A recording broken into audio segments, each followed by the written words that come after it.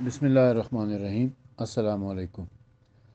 عید میلاد النبی کی مناسبت سے فضائل و مناقب جناب رسالت مآب صلی اللہ علیہ وآلہ وسلم آپ کی خدمت میں پیش کرنے کا جو شرف حاصل کیا جا رہا ہے، اس سلسلے میں آج ہم جناب رسالت مآب صلی اللہ علیہ وآلہ وسلم کے جسم سے آنے والی خوشبو اور آپ کے پسینہ مبارک سے نکلنے والی خوشبو کا ذکر کریں گے۔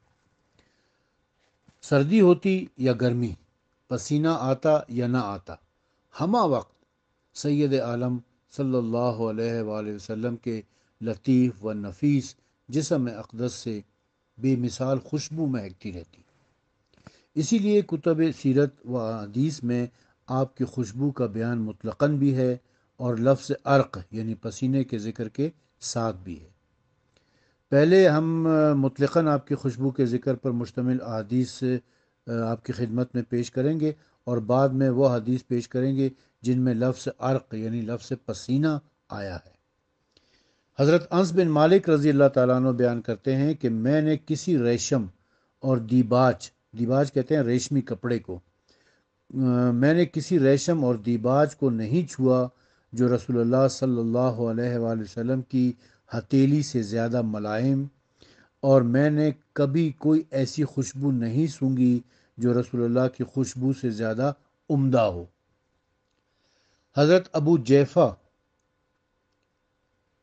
سے روایت ہے کہ ایک حدیث، طویل حدیث ہے، اس کے آخر میں ایک جملہ یہ ہے کہ پھر میں نے آپ کا مبارک ہاتھ پکڑ کر اپنے چہرے پہ رکھا تو وہ برف سے زیادہ ٹھنڈا اور مشک سے زیادہ خوشبودار تھا۔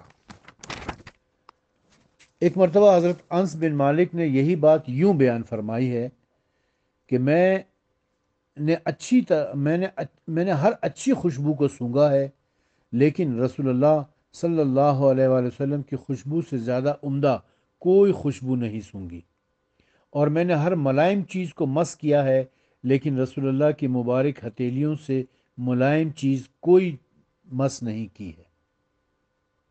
حضرت انس ایک اور حدیث میں فرماتے ہیں کہ بے شک میں نے خاص عطر سونگھے ہیں، لیکن رسول اللہ صلی اللہ علیہ وآلہ وسلم سے زیادہ خوشبودار کوئی چیز نہیں سونگھی۔ حضرت جابر بن سمرہ بیان کرتے ہیں کہ میں نے رسول اللہ صلی اللہ علیہ وآلہ وسلم کے ساتھ نماز ظہر ادا کی، پھر آپ اپنے گھر کی طرف گئے، میں بھی آپ کے ساتھ ہو گیا۔ سامنے سے کچھ بچے آئے، آپ نے ان میں سے ہر ایک کے رخسار پر ہاتھ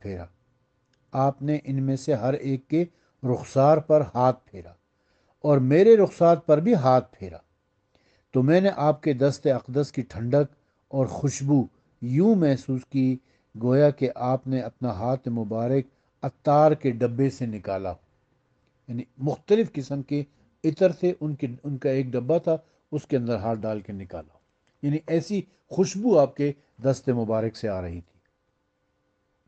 حضرت انس بن مالک فرماتے ہیں کہ رسول اللہ صلی اللہ علیہ وآلہ وسلم جب مدینہ طیبہ کے کسی راستے سے گزرتے تو لوگ اس راہ سے مشک کی خوشبو پاتے اور کہتے کہ رسول اکرم صلی اللہ علیہ وآلہ وسلم آج یہاں سے گزرے ہیں۔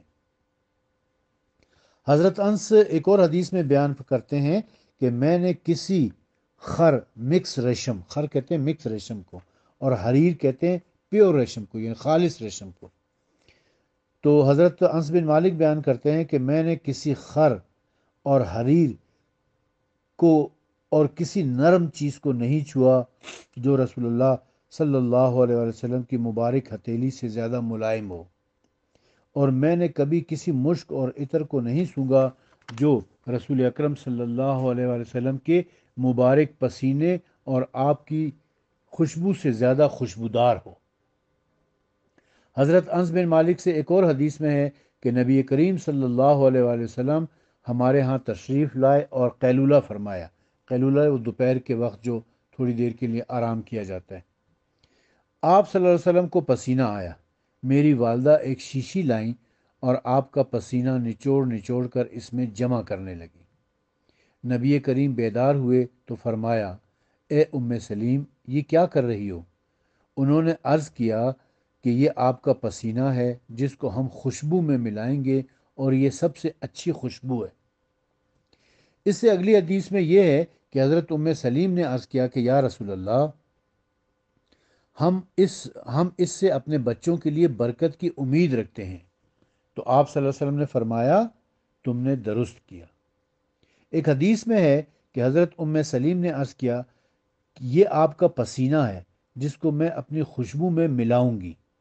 تو نبی کریم نے ان کے لیے دعائے خیر فرمائی۔ بعض روایات میں ہے کہ نبی کریم صلی اللہ علیہ وآلہ وسلم کے دریافت کرنے پر حضرت ام سلیم نے عرض کیا، یہ پسینہ میں اس برکت کو حاصل کرنے کے لیے لیتی ہوں جو آپ کے جسم اقدس سے ظاہر ہوتا ہے۔ بعض روایت میں ہے کہ نبی کریم صلی اللہ علیہ وآلہ وسلم نے فرمایا، یا ام سلیم، یہ کیا ہے جو تم کر رہی ہو؟ انہوں نے عرض کیا کہ میں آپ کے پسینے کو اپنی خوشبو میں ملا رہی ہوں۔ تو نبی کریم صلی اللہ علیہ وآلہ وسلم ہنس پڑے۔ اسماعیل بخاری روایت کرتے ہیں کہ حضرت انس بن مالک بیان کرتے ہیں کہ حضرت ام سلیم نے نبی کریم صلی اللہ علیہ وسلم کے لیے چمڑے کا بچھونا بچھایا۔ آپ ان کے ہاں اس پر قیلولہ فرماتے تھے۔ حضرت انس فرماتے ہیں کہ ایک مرتبہ جب نبی کریم کو نیند آ گئی تو ام سلیم نے آپ کے منہ مبارک یعنی بال مبارک اور پسینے کو لیا اور ایک شیشی میں جمع کر دیا۔ بعد میں اس کو ایک خوشبو میں ملا دیا۔ پھر جب حضرت انس بن مالک کی وفات کا وقت قریب آیا تو انہوں نے وصیت کی کہ اس خوشبو سے کچھ لے کر ان کی حنوت میں شامل کیا جائے۔ حنوت اس خوشبو کو کہتے ہیں جو میت پر لگائی جاتی ہے، تو یہ خوشبو ان کے حنوت میں شامل کی گئی۔ طبقات ابن سعد میں لکھا ہے کہ حضرت عمر بن ایوب محمد بن سیرین سے روایت کرتے ہیں کہ حضرت ام سلیم نے بیان کیا ہے کہ میں رسول اللہ کے ساتھ چمڑے کا بچھونا بچھاتی تھی اور آپ اس پر میرے گھر میں دوپہر کا آرام فرماتے تھے۔ آپ کو پسینہ آتا تو میں اسے جمع کر کے اس میں مشک کو گونتی تھی۔ ابن سیرین فرماتے ہیں کہ میں نے حضرت ام سلیم سے اس خوشبو کو مانگا تو انہوں نے مجھے اس میں سے کچھ عنایت فرمائی۔ ایوب بیان کرتے ہیں کہ میں نے وہ خوشبو ابن سیرین سے مانگی تو انہوں نے مجھے اس میں سے کچھ خوشبو عنایت فرمائی۔ وہ خوشبو اب بھی میرے پاس موجود ہے۔ ابن سیرین کی جب وفات ہوئی تو انہیں اسی خوشبو سے معطر کیا گیا یعنی حنوت کیا گیا۔ سید الاولیاء، امام المتقین، یعصوب الدین اور یعصوب المسلمین، مولا المومنین، سیدنا و مرشدنا مولا علی علیہ السلام، نبی کریم صلی اللہ علیہ وآلہ وسلم کے تفصیلی حلیہ بیان فرمایا ہے، جو کہ میں ایک اپنے وائس نوٹ میں بیان کر چکا ہوں۔ اسی حلیہ مبارک کے ذیل میں علی علیہ الصلوۃ والسلام نے فرمایا کہ آپ کا پسینہ آپ کے چہرے پر موتیوں کی طرح چمکتا تھا اور آپ کے پسینے کی خوشبو مشک اذفر سے زیادہ عمدہ تھی۔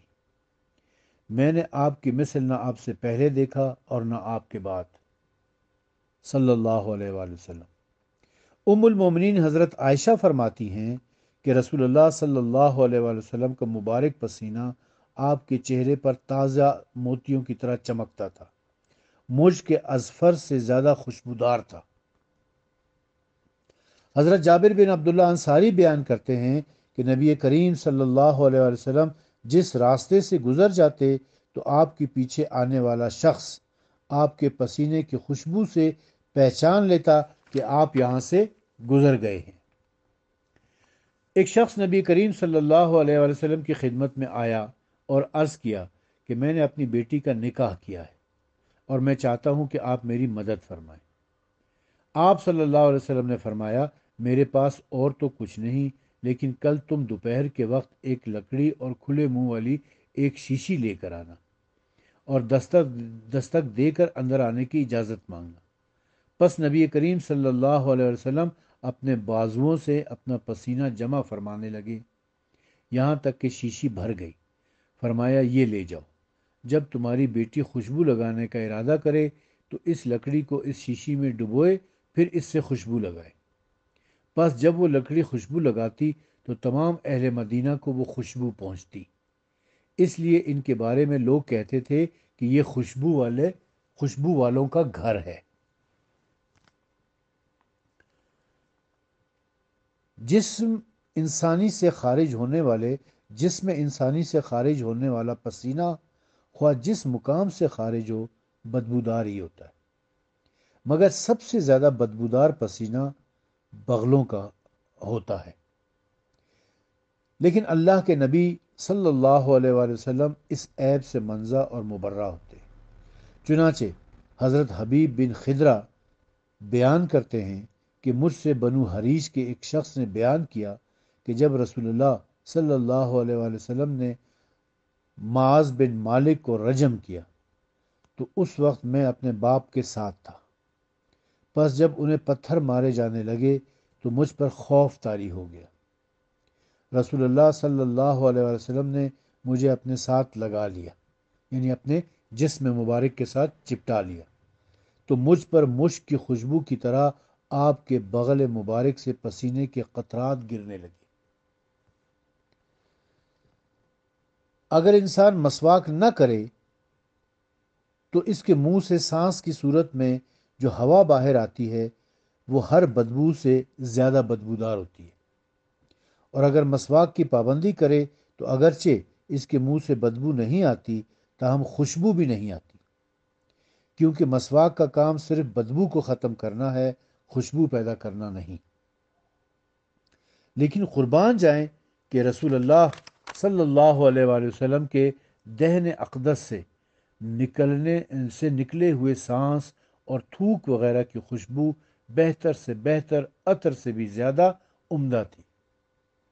حضرت انس بن مالک فرماتے ہیں کہ میں 10 برس حضور اکرم کی صحبت میں رہا ہوں اور میں نے ہر قسم کا عطر سونگھا ہے، لیکن آپ کے منہ مبارک کی مہک سے زیادہ عمدہ مہک نہیں سونگھی۔ حضرت ام عاصم بیان کرتی ہیں کہ ہم عتبہ کی 4 بیویاں تھیں۔ ہم میں سے ہر ایک کی کوشش ہوتی تھی کہ وہ اپنی سوکن سے زیادہ خوشبو سے مہکی ہوئی ہو، اور عتبہ خوشبو کے لیے اپنی داڑھی کو عام تیل لگاتے تھے اور کسی قسم کی خوشبو کو مس نہیں کرتے تھے، حالانکہ وہ ہم سب سے زیادہ خوشبودار تھے، اور جب وہ لوگوں کی طرف جاتے تو لوگ کہتے ہم نے کوئی خوشبو عتبہ کی خوشبو سے زیادہ عمدہ نہیں سونگھی۔ ایک دن میں نے انہیں کہا کہ ہم سب سوکنے خوشبو میں ایک دوسرے سے بڑھنے کی کوشش میں رہتی ہیں، لیکن آپ ہر وقت ہم سے زیادہ خوشبو میں بسے رہتے ہیں، اس کی کیا وجہ ہے؟ فرمایا مجھے رسول اللہ صلی اللہ علیہ وآلہ وسلم کے زمانے میں خارش کی بیماری ہوئی تھی، تو میں نے آپ کے پاس حاضر ہو کر شکایت کی۔ آپ نے مجھے حکم فرمایا کہ میں اپنے بدن سے کپڑے اتاروں، تو میں نے تمام کپڑے اتار دیے اور اپنی شرمگاہ کو ڈھانپ کر آپ کے روبرو بیٹھ گیا۔ پھر آپ نے اپنے مبارک ہاتھوں میں پھونک ماری جس میں کچھ آب دہن کی آمیزش تھی، اور دونوں ہاتھوں کو میری پشت اور پیٹھ پر پھیرا، سو میرے جسم سے یہ خوشبو اسی روز سے مہک رہی ہے۔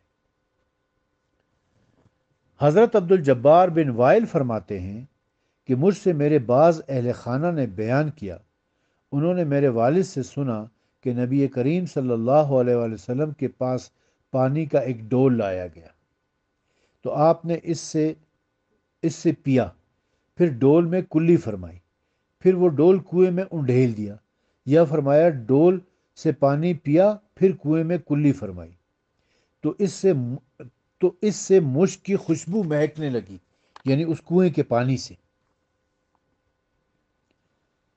سید عالم صلی اللہ علیہ وآلہ وسلم کے پسینہ مبارک کی کیفیت اور اس کی عمدہ خوشبو کا تذکرہ کتب سابقہ میں بھی موجود ہے۔